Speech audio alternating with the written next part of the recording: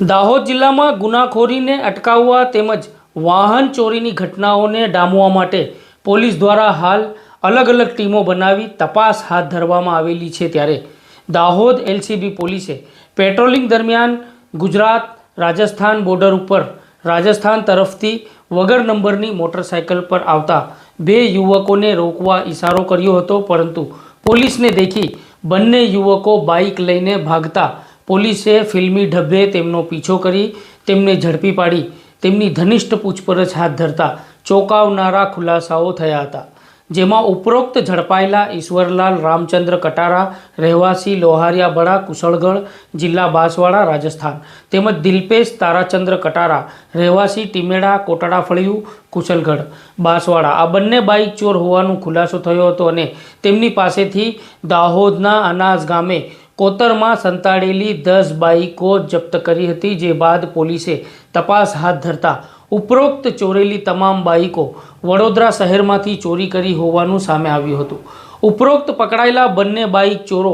Duplicate ચાવીની મદદથી bike ચોરીને અંજામ આપતા હતા। ઝડપાયેલા બંને બાઇક ચોરોનો હવે પોલીસ રિમાન્ડ મેળવશે અને રિમાન્ડ દરમિયાન ઉપરોક્ત ચોરેલી બાઇકો કોને અને ક્યાં વેચતા હતા, તેમની સાથે ચોરીની ઘટનાઓમાં અન્ય કેટલા લોકો સામેલ હતા, વડોદરા ખાતે ચોરી દરમિયાન કોણે કોણે મદદ કરી હતી અને જે જગ્યાએ બાઇકો છુપાવી હતી ત્યાં કોની મદદથી આ બાઇકો ચોરોએ ગુનાઓ આચરતા હતા। એટલે હવે પોલીસ રાજસ્થાન અને ગુજરાતના સીમાવર્તી જિલ્લાઓમાં તપાસનો દોર લંબાવશે અને કદાચ આવનારા સમયમાં નવા ખુલાસાઓ થશે અને બાઇક ચોરીના કેસમાં હજુ પણ કોણ કોણ સંડોવાયેલું છે તેની પણ પોલીસ દ્વારા તપાસનો દોર લંબાવાશે।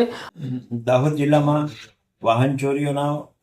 બનાવો બનતા અટકાવવા માટે તથા જે ગુનાઓ બનેલા છે નોંધાયેલા છે તેઓને શોધી કાઢવા માટે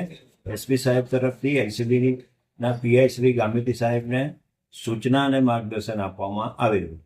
જેના આધારે ગામિતી સાહેબે વાહન ચેકિંગ માટેની અલગ અલગ ટીમો બનાવેલી, જે પૈકી પીએસઆઈ એસ જે રાઠોડ નાઓની ટીમ ચાકલિયા વિસ્તારમાં વાહન ચેકિંગમાં હતા। એ દરમિયાન એક મોટરસાઇકલ ઉપર બે ઈસમો જઈ રહ્યા હતા, તેઓને ઊભા રહેવા માટે ઈશારો કરતા ઊભા રહેલા નહીં અને ભાગવાની કોશિશ કરેલી, જેથી શંકાસ્પદ જણાતા તેઓને વ્યૂહાત્મક પીછો કરી અને તેઓને ઝડપી લીધેલા।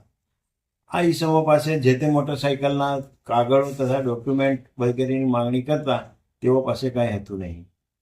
જેથી શંકાસ્પદ લાગતા તેઓને એલસીબી કચેરીએ લાવી ઘનિષ્ઠ યુક્તિ પ્રયુક્તિથી પૂછપરછ કરતા આ ઈસમોએ સદર બાઇક તેમજ બીજા પણ બાઇકો ચોરેલા હોવાનું જણાઈ આવેલું। જે બાઇક ચોરીની બાઇકો તેઓએ છુપાવેલી હતી તેઓની સ્વેચ્છાએથી તેઓએ